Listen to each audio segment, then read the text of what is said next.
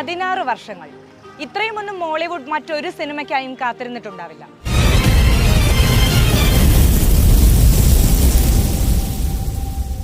Oscar level എന്ന് നമുക്ക് അഭിമാനത്തോടെ പറയാൻ പറ്റുന്ന ഒരു സിനിമ, അതാണ് the God life. National award ഉറപ്പാണ് കേട്ടോ.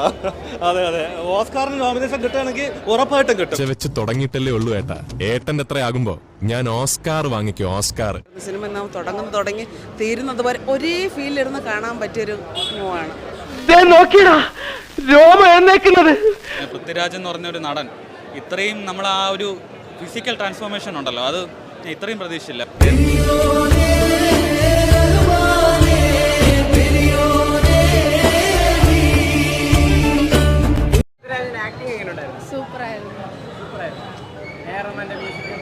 അത് പറയണ്ടല്ലോ, അടിപൊളി.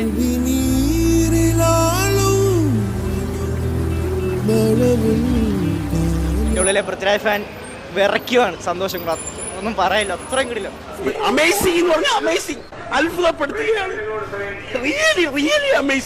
സത്യമായിട്ടും നമുക്ക് നജീബിനെ അല്ലാതെ അവിടെ പൃഥ്വിരാജ് എന്ന് പറഞ്ഞ ഒരാളെ കാണാൻ കഴിയില്ല.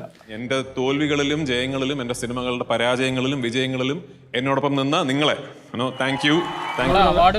അവാർഡ് കുറക്കിട്ടാണ് പൃഥ്വിരാജ് മിക്കാൻ നാഷണൽ അവാർഡ് ആദ്യമുണ്ട്. പൃഥ്വിരാജ് ഫസ്റ്റ് നാഷണൽ അവാർഡായി. പഴയ ഓർമ്മക്കാരനായിരുന്നപ്പോൾ ഞാൻ കരയുമായിരുന്നില്ല ഇത് കണ്ടുകൊണ്ട്, കാരണം ഞാൻ അതേ അവതരിപ്പിച്ച അതേ കാര്യങ്ങളാണ്. അപ്പോൾ ഈ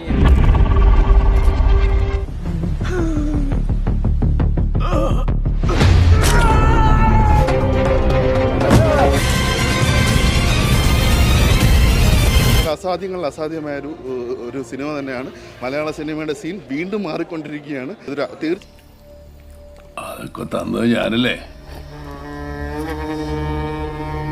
To enter to the international films in the future. Thank you very much. I'm very grateful to be introduced to the Indian audience via such a movie.